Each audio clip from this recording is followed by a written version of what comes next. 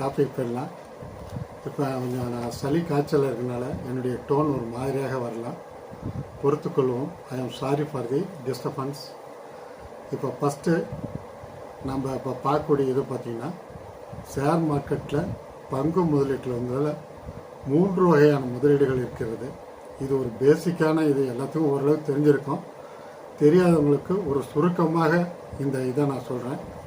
ஏன்னா small gap, mid gap, large gap இப்படி 3 பங்குகளாக இது பிரிச்சிருக்காங்க. 1917 இது செபி மத்திய அரசு நிறுவனம் தான் இந்த மாதிரி ஒரு வகைப்படுத்தியிருக்கிறது. அதற்கு பின் தான் இந்த மாதிரிலாம் வகையெல்லாம் மேற்கொண்டுட்டு வரோம் நாமளும். அதற்கு முன்னாடி இந்த ஷேர் மார்க்கெட்டினுடைய நிலவரத்தை பார்ப்போம். இந்த ஷேர் மார்க்கெட்டை பொறுத்தவரை அமெரிக்காவுக்கும் நமக்கும் இப்போ ஒரு டேரிஃப் பிரச்சனை இருக்குது. அதாவது இறக்குமதி வரி அமெரிக்காவில் நாம் ஏற்றுமதி பண்ணுறோம். அது இறக்குமதி ஆகக்கூடிய பொருட்களுக்கு வரி விதிப்பது தொடர்பாக பேச்சுவார்த்தை நீண்டு கொண்டே இருக்கிறது. இதனால்தான் நம்ம மார்க்கெட்டும் சுணக்கமாக இருக்கிறது. அதுக்கடுத்தது பார்த்திங்கன்னா, இது சைனாவும் அமெரிக்காவுக்கும் இந்த டேரிஃப் 10% நிர்ணயம் செய்து அவங்க அக்ரிமெண்ட்டில் சைன் பண்ணிட்டாங்க. அதே போல் நமக்கும் சைன் பண்ணிட்டாங்கன்னா மார்க்கெட்டு மேலே ஏறி சென்றுவிடும். இதை விட பெரிய சோதனையெல்லாம் நம்ம சந்திச்சாச்சு. இதுவும் கடந்து போகும், கண்டிப்பாக நீங்கள் நம்பலாம். ஏன்னா ஷேர் மார்க்கெட்டுங்கிறது 10 வருஷம் 20 வருஷம் வரலாற்றை எடுத்து பார்த்திங்கன்னா அது மேலேறி கொண்டு தான் இருக்கும் அப்படிங்கிறத புரிஞ்சுங்க. இப்போ ஸ்மால் கேப்னா என்ன அப்படிங்கிறத நம்ம புரிஞ்சுக்குவோம். இப்போ செபி நிர்ணயம் பண்ணி வச்சுருக்கோம். நிஃப்டி 50ல் மார்க்கெட் கேபிடலைசேஷனை பொறுத்து 1 to 500 வரைக்கும் நிர்ணயம் பண்ணியிருக்கோம்.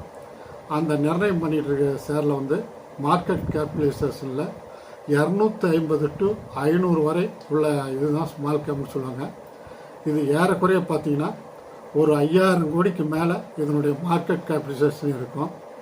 அதே சமயத்தில் 2வது பாயிண்ட் பார்த்திங்கன்னா, மார்க்கெட் ஏறும்போது பங்கு விலை மிக வேகமாக மேலேறும்.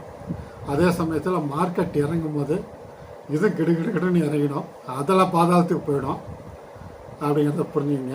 அதனால் இதில் நிறைய ஹார்ட் அட்டாக் வந்துடும். அந்த மாதிரி அந்த ஸ்மால் கேப் பங்குகள் மிக வேகமாக கீழே இறங்கும். எவ்வளோ ஆவரேஜ் பண்ணாலும் நம்ம வாங்கின ரேட்டு வரவே வராது. வெளியில் வர்றதுக்குள்ள ஒரு 5 வருஷம் ஆகி போயிடும். நான் நிறைய அனுபவப்பட்டிருக்கேன். என்னுடைய 25 வருஷம் அனுபவத்தில் இருக்கிறனால சொல்கிறேன். அதனால் ஸ்மால் கேப்பு பங்குகளில் முதலீடு செய்வது மிகவும் ஆபத்தானதுங்கிறது புரிஞ்சுங்க. 3வது பாயிண்ட்டு, ஸ்மால் கேப் ஃபண்டுகள் எப்பொழுது நம்ம மிட் கேப் ஃபண்டுகளாக லார்ஜ் கேப் ஃபண்டுகளாக அது மாறும். அப்படி மாறும்போது தான் நமக்கு லாபம் வருங்கிறதையும் புரிஞ்சுங்க. இதை நம்ம கவனமாக வாட்ச் செய்யணும். நம்ம கீழே இறங்கிடுச்சுன்னா அதை ஆவரேஜ் செய்து நாம் ஒரு குறைந்த லாபத்தோடு வெளியே வர பார்க்கணும்.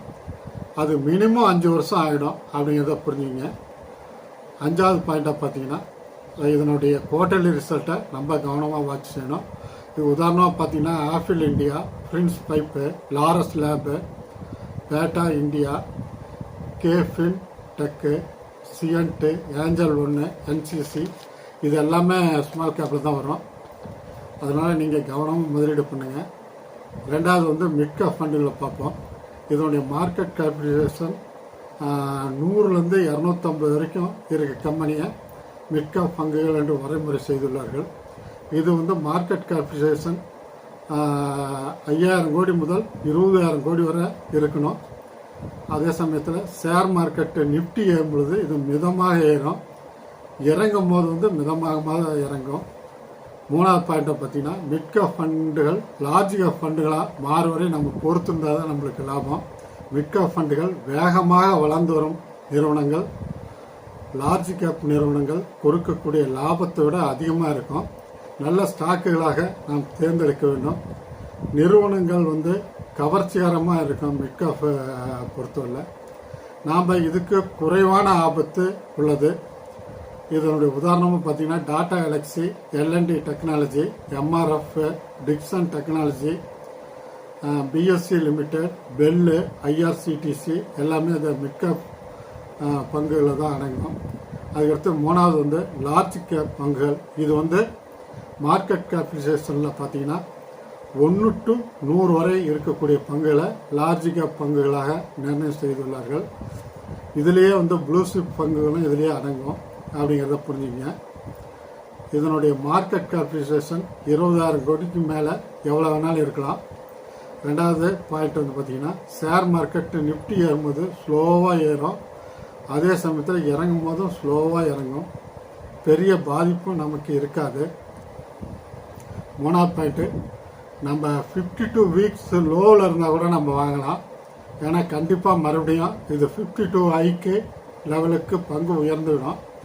அது நல்ல ஸ்டாக்காக இருந்தால் தான், நல்ல ஃபண்டமெண்டல் வந்து பார்த்தீங்க ஏற்கனவே 9 பாயிண்ட் சொல்லியிருக்கேன்.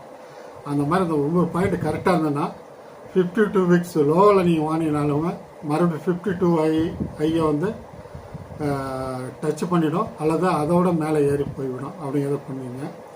அதே சமயத்தில் பங்கை பொறுத்தவரை மிகவும் நம்பகத்தன்மையாக இருக்கும். இந்த நிர்வாகத்திறன், அந்த கம்பெனியுடைய முதலாளிக்கு நிர்வாகத்திறன் நல்ல மிகுதியாக இருக்கும். அதே மாதிரி நீண்ட காலத்துக்கு இது ராஜா மாதிரி இருக்கும். இது வந்து நீண்ட கால முதலீடாக நம்ம வைத்திருக்கும் போது தான் நம்ம பலன் தரும். இந்த மாதிரி பங்குகள் தான் லார்ஜ் பங்குகள் என்று குறிப்பிடுவார்கள். அதே மாதிரி பயப்படாமல் இருக்கலாம், நிம்மதியாக தூங்கலாம், அதுதான் நம்மளுக்கு வேணும். இது வந்து டிவிடெண்ட்டு, போனஸ்ஸு, ஸ்ப்ளிட்டு, இப்படி நிறைய நன்மைகளை நமக்கு கொடுக்கும். இதுக்கு உதாரணமாக TCS, HDFC, Reliance, HSL, tech Mahindra, ITC போன்ற நிறுவனங்களை நம்ம சொல்லலாம். நீங்கள் ஒரு ஃபார்முலாவை ஃபாலோ பண்ணுங்கள். ஏன்னா இது எஜுகேஷனல் பர்பஸ் தான். நீங்கள் தான் முடிவெடுத்து அந்த ஃபார்முலாவை ஸ்ட்ரக்சரை பண்ணி அதை நீங்கள் 2021 நான் வந்து இன்வெஸ்டராக மாறிட்டேன், லாங் டேர்ம் இன்வெஸ்டராக. அதனால் அதனுடைய இதில் நான் வந்து 25 வருஷம் ஆராய்ச்சியில் சொல்கிறேன். என்னுடைய ஃபார்முலா எப்படின்னா நிஃப்டி 50ல் 80% ஷேரை இன்வெஸ்ட் பண்ணிக்கிறேன். அதே மாதிரி மீதி இருக்கக்கூடிய 20% வந்து ஸ்மால் கேப்லேயும் மிட் கேப்லேயும் நல்ல ஃபண்டமெண்டல் ஷேராக பார்த்து இன்வெஸ்ட் செய்து வருகிறேன். என்னுடைய ஃபார்முலாவே நீங்கள் பயன்படுத்தணும் இல்லை, ஆனால் நீங்கள் ஒரு ஃபார்முலாவை பயன்படுத்துங்க. அந்த ஃபார்முலாவிலேருந்து நீங்கள் பேக் அடிக்கக்கூடாது, அதுதான் முக்கியம். அதனால் அருமையான ஃபார்முலாவை ஃபஸ்ட்டு ஸ்ட்ரக்சரை ஃபார்ம் பண்ணுங்கள். அதனால தான் ஸ்மால் கேப்னா என்ன, மிட் கேப்னா என்ன, லார்ஜ் கேப்னா என்ன, ப்ளூ சிப்னா என்ன அப்படிங்கிறதெல்லாம் உங்களுக்கு சொல்லியிருக்கிறேன். அதுக்கடுத்து டிசிஎஸ்னுடைய Q1 ரிசல்ட்டை பார்ப்போம். இதனுடைய டோட்டல் ரெவன்யூ பார்த்தீங்கன்னா இயர் ஆன் இயர் ஜூன் 2024 62,613 கோடி கொடுத்துருக்காங்க. ஜூன் 2025 63,437 கோடி கொடுத்துருக்காங்க, ஏறி உள்ளது. ஓகே. அதுக்கடுத்தது குவார்டர் ஆன் குவார்ட்டர் மார்ச் 2025 64,479 கோடி கொடுத்துருக்காங்க. ஜூன் 2025 63,437 கோடி கொடுத்துருக்காங்க, சிறிது குறைந்துள்ளது. நெட் ப்ராஃபிட்டை பொறுத்தவரை இயர் ஆன் இயர் ஜூன் 2024 12,105 கோடி கொடுத்துருக்காங்க. ஜூன் 2025 12,819 கோடி கொடுத்துருக்காங்க, ஏறி உள்ளது. ஓகே. அதுக்கடுத்து குவார்டர் ஆன் குவார்ட்டர் மார்ச் 2025 12,293 கோடி கொடுத்துருக்காங்க. ஜூன் 2025 12,819 கோடி கொடுத்துருக்காங்க, ஏறி உள்ளது. இதுதான் முக்கியம், நம்ம புரிஞ்சுங்க. அதாவது ரெவன்யூவில் குறைஞ்சிருந்தாலும் ப்ராஃபிட்டில் ஏறணும், அதுதான் ரொம்ப முக்கியம். அதுக்கடுத்து இபிஎஸ் வந்துடும். இபிஎஸ் வந்து இயர் ஆன் இயர் ஜூன் 2024 33.28 கொடுத்துருக்காங்க. ஜூன் 2025 35.27 ஏறி உள்ளது. ஓகே. குவார்டர் ஆன் குவார்ட்டர் வந்து மார்ச் 2025 33.79, ஜூன் 2025 35.27 ஏறி உள்ளது. இதுக்கு வந்து டிவிடெண்ட்டு 11 ரூபா கொடுத்துருக்காங்க. ரெக்கார்ட் டேட் வந்து 16/7/2025 இருக்கணும். எனவே டிசிஎஸ்ங்கிறது நல்ல கம்பெனி. இப்போ மார்க்கெட் வந்து எதனால் அந்த டிசிஎஸ் சார் அடிக்கிறாங்கன்னு கண்டுபிடிக்க முடியல. நல்ல ரிசல்ட்டை கொடுத்தாலும் அடிக்கிறாங்க, பேட் ரிசல்ட் கொடுத்தாலும் மோசமாக அடிக்கிறாங்க. அதனால் நம்ம மார்க்கெட்டை புரிந்து கொள்ள முடியாத ஒன்றா தான் இருக்கும். ஆனால் நம்ம நல்ல ஷேர்களை விட்டு இறங்க நம்ம வாங்கிக்கணுங்கிறது தான் உண்மை. அதே சமயத்தில் இது பிடிச்சிருந்தால் லைக் பண்ணுங்கள், சப்ஸ்கிரைப் பண்ணுங்கள், ஃப்ரெண்ட்ஸ் அண்ட் ரிலேட்டிவ்க்கு ஷேர் பண்ணுங்கள். அதே சமயத்தில் பெல் ஐக்கானை தட்டி விடுங்க. அப்போ தான் நான் போடக்கூடிய வீடியோக்கள் உங்களுக்கு உடனுக்குடன் வந்து சேரும். அடுத்த காணொலியில் நான் சுவாரஸ்யமான விஷயங்களுடன் உங்களை சந்திக்கிறேன். நன்றி, வணக்கம்.